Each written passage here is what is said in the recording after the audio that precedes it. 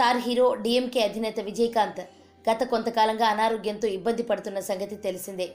తాజాగా ఆయనకు కరోనా సోకడంతో ఆయనను చెన్నైలోని మియోట్ ఆసుపత్రిలో చేర్పించారు. శ్వాసకోశ సమస్యల కారణంగా విజయకాంత్ను వెంటిలేటర్పై ఉంచారు. అయితే పరిస్థితి విషమించడంతో తాజాగా కన్నుమూసినట్లు తమిళనాడు ప్రభుత్వం ప్రకటించింది. దీంతో ఒక్కసారిగా తమిళ ఇండస్ట్రీతో పాటు రాజకీయ శ్రేణుల్లో విషాదం నెలకొంది. దీంతో పలువురు సినీ పెద్దలు విజయకాంత్ కుటుంబానికి సోషల్ మీడియా వేదికగా ప్రగాఢ సంతాపాన్ని వ్యక్తం చేస్తున్నారు. ఇక విజయకాంత్ సినిమాల విషయానికి వస్తే హీరోగా పలు విజయవంతమైన చిత్రాల్లో నటించి స్టార్ హీరోగా పాపులర్ అయ్యారు. అంతేకాదు సినిమాలో రాణిస్తూనే మరోవైపు రాజకీయాల్లోనూ విజయకాంత్ సత్తా చాటారు.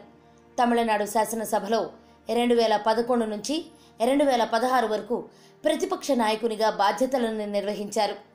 రాజకీయాల్లోకి రాకముందు సినిమాల్లో నటిస్తూనే నిర్మాత, దర్శకునిగా తన సేవల్ని అందించారు.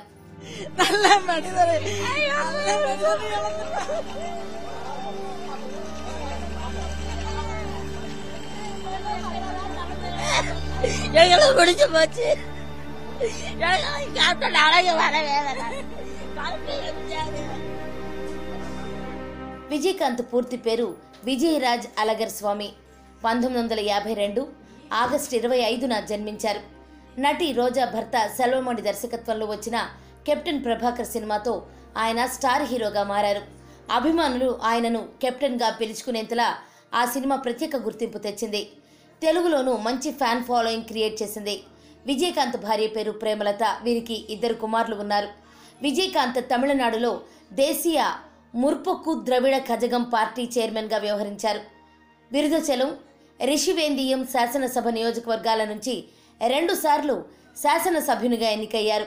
2015లో దేశీయ ముర్పొక్కు ద్రవిడ కజగం డిఎండికే రాజకీయ పార్టీ స్థాపించి ఆ పార్టీకి అధ్యక్షుడిగా, ప్రధాన కార్యదర్శిగా వ్యవహరించారు.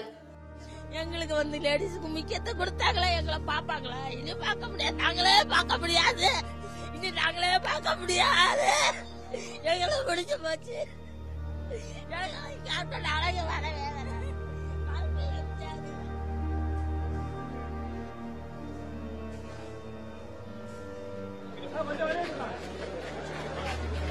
Oh, why? I mean, yeah, one I see